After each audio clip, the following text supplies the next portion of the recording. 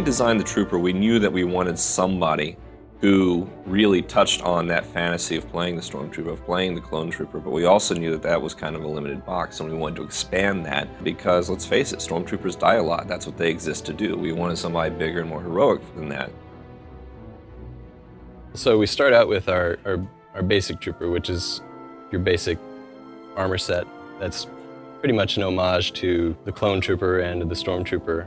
And then we go both directions with it. We take it down to kind of what the Rebel troopers and the Rebel soldiers, like you see on the Tantive 4, you see them on the Hoth Trooper of the Republic, the guys with the backpacks and the goggles.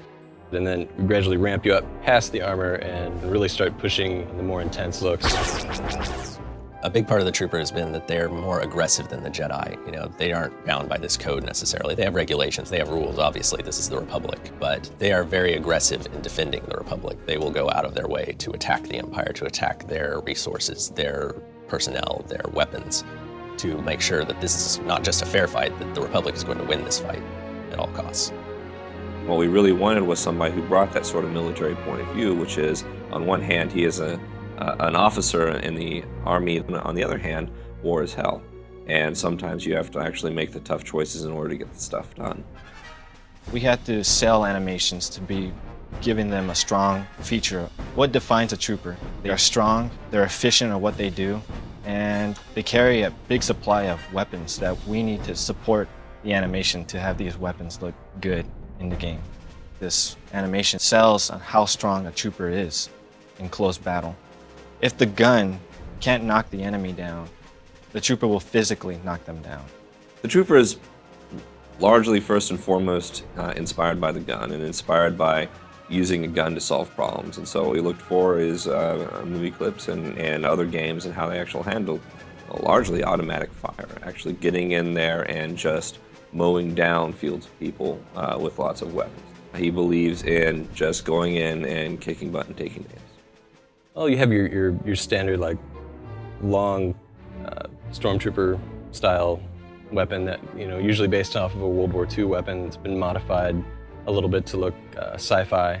So you'll take like an old German rifle, put 3 or 4 scopes on it, and there you have your Stormtrooper rifle. But really, we've gone a lot further than that and given our Trooper some really awesome weapons. Technology is obviously a big part of who the Trooper is and how the Trooper does his job. You've got this advanced armor with lots of special features, you've got advanced weaponry, and you need all of this to really operate the way that Special Forces troopers operate. Without a lot of support, without a lot of backup, all they have is their equipment, and they need to be able to rely on that to get them through. Designers spend a amount of time doing research on finding out what combat style is best fit for a particular class. They take those ideas and deliver it to animations for us to give it life. We'll test it out using motion capture and just basic hand key animations and put it in game with programming help. When we go in to get our motion capture, we have a good idea of how it's all going to play out, what we need, what kind of data we need to get. So we tell them to hold the weapon and interrogate someone. So I'll be the guy that they're interrogating. He'll tell me, hey, where are the droids at? Where are the droids? Well, I don't know. Show me where the droids are at.